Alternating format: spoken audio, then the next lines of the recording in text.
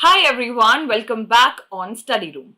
So, in the previous videos, we have learned about rivers and what are their tributaries, what is the river system, and what is the pattern that a river takes. Okay, and now in this video, we will learn about lakes.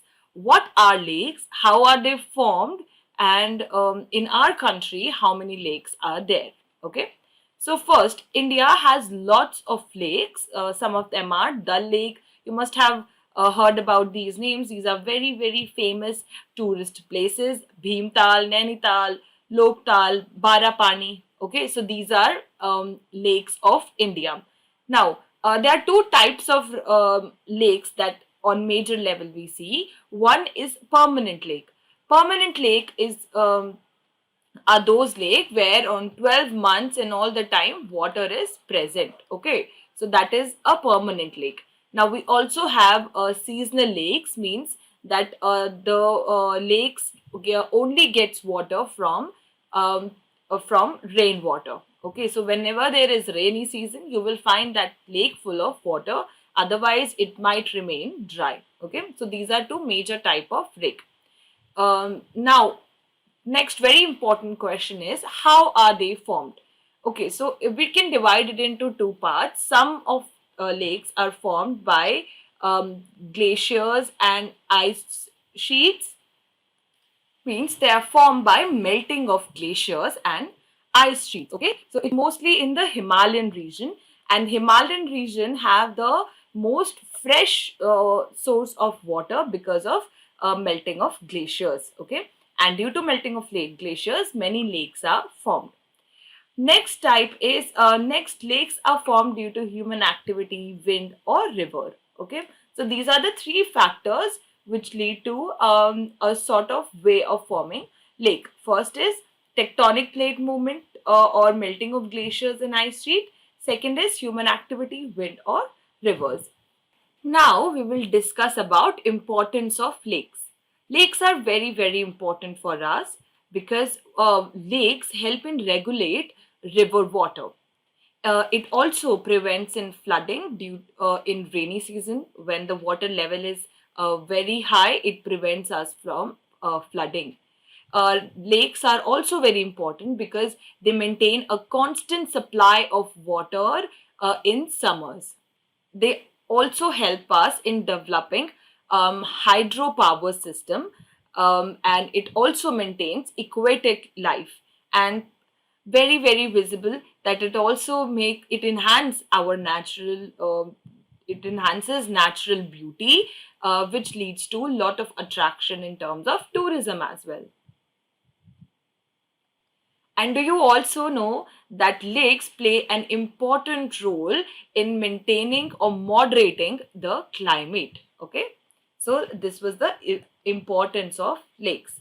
Now, how are lakes formed? Let's understand in detail what are the reasons um, due to which lakes are formed. Okay, so first, lakes are formed by natural causes. Okay, natural causes means melting of glaciers, or ice sheets, wind or river actions. Okay, or and second way is human activities.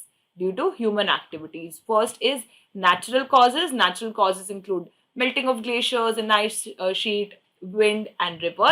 Second are artificial way, you can say, due to human activities lakes are also formed. Okay, we are learning some of the coastal lakes as well, which is Chilika Lake, and which is in Odisha, and lagoons. Okay.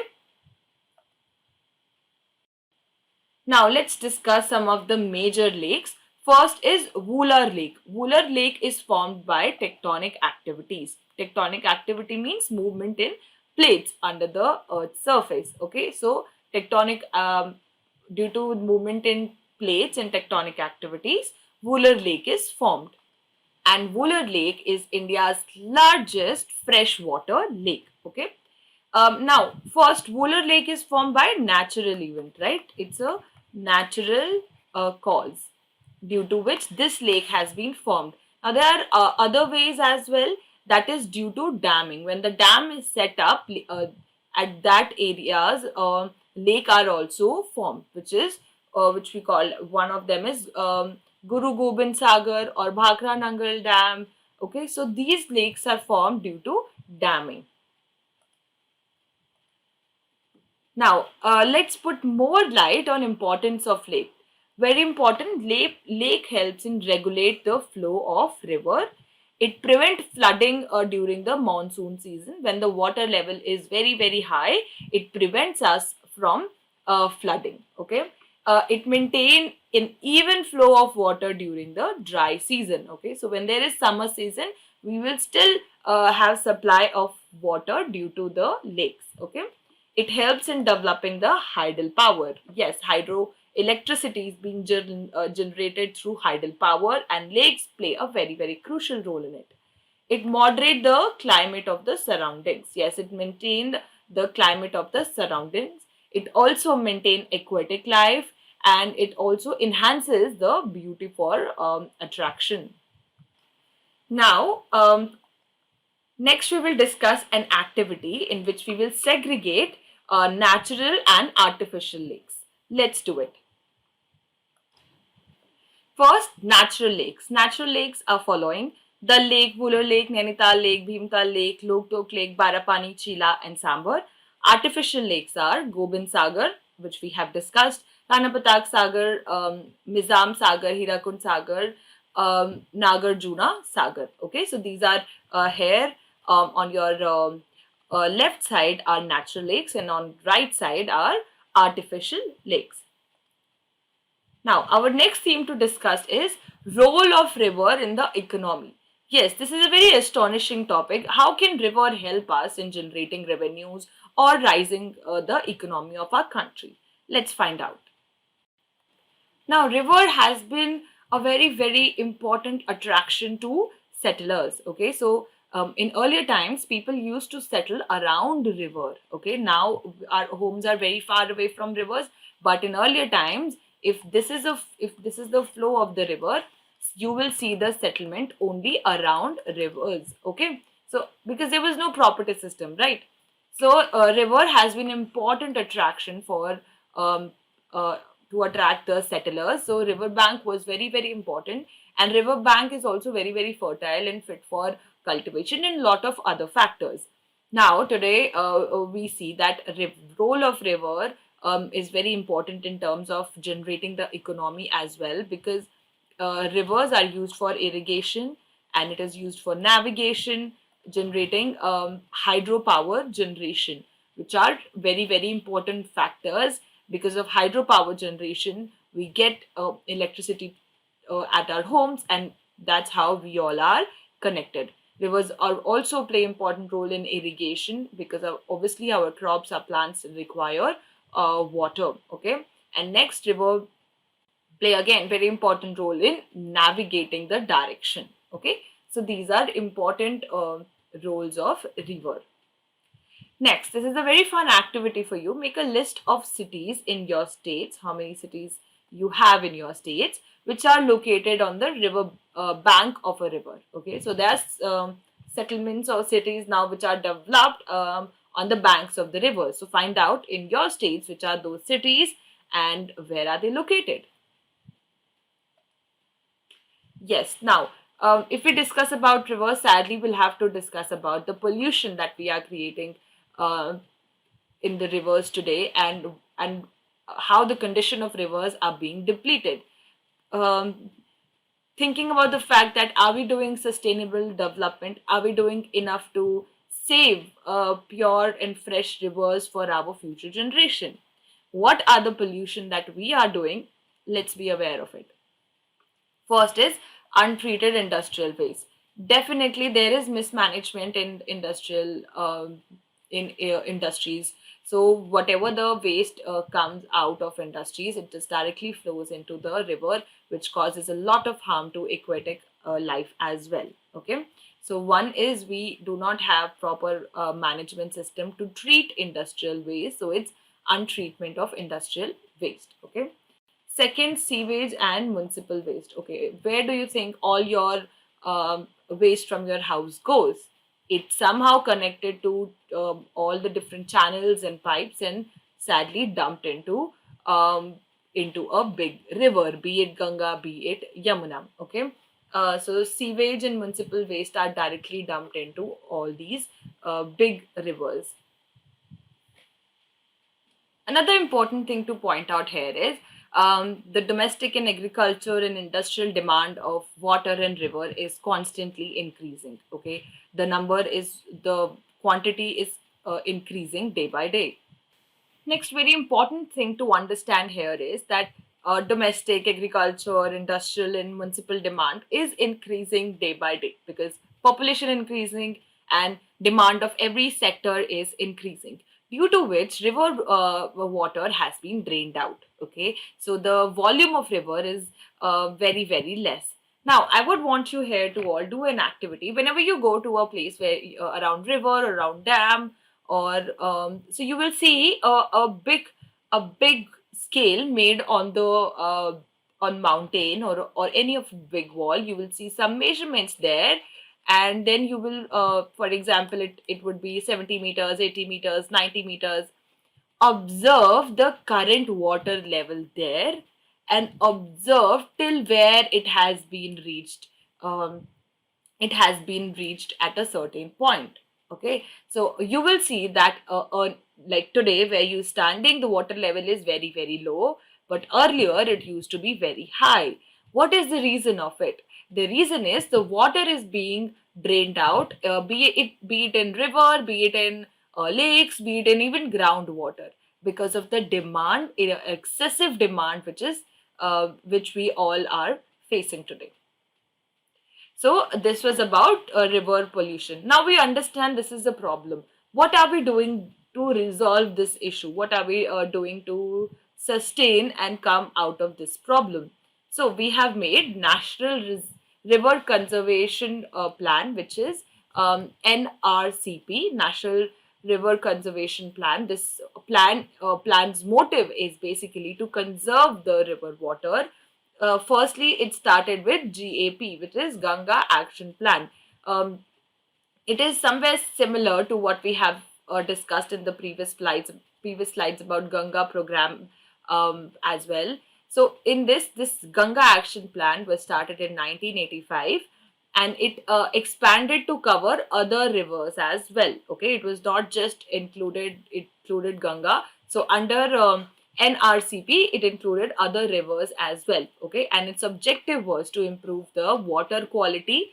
Okay, through implementation of pollution abatement work, means prevention of pollution will automatically improve the water quality. Okay, so this was to put a hold on pollution that we are doing to rivers today. Okay, so this is about National River Conservation Plan. Now we will discuss questions and their answers. First is, what is meant by water divide? Give an example. So water divide is simply an upland area which divide the flow of river and makes it into two basins. Sadly, I cannot draw a 3D picture for you. So, for example, this is a river flowing, and this is a water divide, which means it is dividing the water. Now, two separate drainage basin are formed. Okay, so this upland area is called water divide. Example are Western Ghats. Next question is, what is the largest river basin in India? So we all know that Ganga Basin is the largest river basin in India. It is Ganga Basin. Okay. Next question. Where do the rivers Indus and Ganga have their origin? Do they have same origin? Yes, somewhere they do have same origin because they are formed from Himalayan glaciers. Okay. Yes, they both are formed from Himalayan glaciers. Okay, but the difference is that Indus has its origin in Tibet in Mansarovar Lake, and Ganga has its origin in Gangotri has its origin from Gangotri glaciers. Okay, but it's same. This origin is same because it's in Himalayan region. Okay, it's in Himalayan mountains, but in different places. Next, question number 4 is name two head streams of the Ganga. Where do they meet and form the Ganga? So, what are the two head streams? The two head streams are Bhagirathi and Alaknanda. Okay, so this is Bhagirathi and this is Alaknanda. They meet at a point which we called as Devprayag, and then what comes out is Ganga. Okay, so these are the two head streams of Ganga, Bhagirathi and Alaknanda. They meet at a point in Devprayag, which is in Uttarakhand, and they form Ganga. Okay. Question number 5 is why does Brahmaputra is in Tibet part have less silt despite a longer course? Okay, so Brahmaputra in Tibet part have less silt and because it's a dry area. It's a dry area where the water level is also less. Okay, less water level and less silt because of the region. Okay, so the region is very cold and dry, but when Brahmaputra takes the U-turn and enters into India in Assam, there is heavy rainfall. Due to the heavy rainfall, the water level also increases. Okay, so that is the reason where in Tibetan, where it's Tangspo river, where it is called Tangspo river, it has less silt and less water volume. Next question is which two peninsular rivers flow through? So Narmada and Tapsi is the answer. Okay, Narmada and Tapsi are the two peninsular rivers which flow through a throat. Okay. Next, 7 is state some economic benefits of rivers and lakes. So we have very economic benefits that we have studied. Let me list down some. So here are some economic benefits of rivers and lakes. So first, lakes have greater value to human being because we are constant in need of lakes and we get water from lakes. It regulates the flow of water and it maintains a constant supply in summer season as well. It prevents flooding during the rainy season. It enhances the beauty, makes visually attractive places, and make tourist attraction. And it also helps in developing hydel power, same as rivers. So rivers also help in developing hydel power. It helps in irrigation, provide navigation, and maintains fisheries as well. Okay. So there are many other benefits which you can think of rivers and lakes, but here are some benefits of rivers and lakes. Okay. Next, discuss the significant difference between the Himalayan rivers and peninsular rivers. So we have discussed about both the rivers. Let's find out what are their differences. Now, here are the difference. Himalayan rivers are perennial, which means they are almost all the time on 12 months. They are present. They are perennial, and second in peninsular they are seasonal, means they depends upon season. So whenever there is rainy season, the river will be there, and whenever there is not rainy season or maybe there is dry season, the river might not be in the place. Okay, the source of Himalayan rivers are rainfall and glaciers. Well, source of peninsular rivers are just rainfall. Himalayan river have long course and long drainage basin as well. You can write it down: drainage basin. Okay, and they have short course and short drainage basin. Himalayan rivers carry a lot of sand and silt, and they carry peninsular rivers carry less salt and less silt. They originate in northern area and mostly in the Himalayan region, and they originate in Western Ghats. Himalayan rivers have big delta, and peninsular rivers have small delta. One more difference is Himalayan rivers are also very helpful in cultivation, irrigation, and navigation. But peninsular rivers, they depends upon rainfall, so they formed in a very rocky area. So they are not very helpful or useful in irrigation, cultivation. Okay, and also in navigation. Yes. Next is compare the east flowing and the west flowing rivers in Peninsular Plateau. Okay, so in Peninsular Plateau, we have rivers which are moving towards east, and we have rivers who are flowing towards west. Okay, so let's compare them. Right. So the let's compare east flowing rivers to west flowing rivers of Peninsular Plateau. So east flowing rivers originate in the Western Ghat, and they flow towards east. Okay, very literal. And west flowing rivers, they originate in central India and flows towards west. East flowing rivers flows into Bay of Bengal, and west flowing rivers flow into Arabian Sea. The mouth of east flowing rivers form deltas, but the mouth of west flowing rivers form estuaries. Um, East flowing rivers have large amount of water, and west flowing rivers have less amount of water. So we can have few more examples here, which are Krishna, Godavari, Kaveri River. Okay, these are the example of east flowing, and west flowing we have Narmada and Tapi. Okay, Narmada and Tapi. I'm sorry, it's A. Yes. Okay. Next, why rivers are important for country's economy? Why rivers are important for the economy of the country? So there are more majorly 4 points that we have studied. First, it helps in irrigation. Second, it helps in navigation. Okay. It helps in developing or generating hydel power. Okay. Hydel power. It develop hydel power. Next point is it is also used in domestic use. For example, we use in our households and for other purposes in rural areas.